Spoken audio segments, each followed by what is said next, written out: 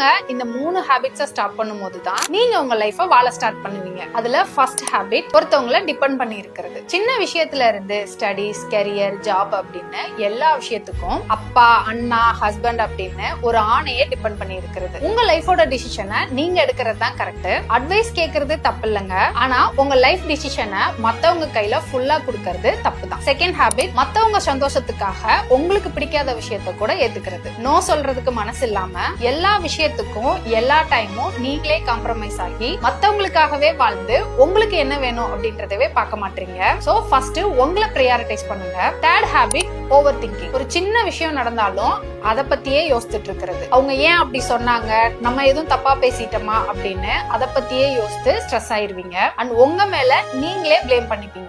முடிஞ்ச வரைக்கும் எல்லாத்துக்கும் ஓவர் திங்க் பண்றத ஸ்டாப் பண்ணுங்க. சோ இந்த 3 ஹாபிட்டை நீங்க ஸ்டாப் பண்ணும் போதே என் லைஃப் மாறின மாதிரியே உங்க லைஃபும் உங்களுக்கானதா மாற ஆரம்பிக்கும். ட்ரை பண்ணி பாருங்க. அண்ட் யாரெல்லாம் இன்னும் அவங்க வாழ்க்கையை வாழ ஸ்டார்ட் பண்ணலையோ அவங்களுக்கு இந்த வீடியோவை ஷேர் பண்ணி விடுங்க.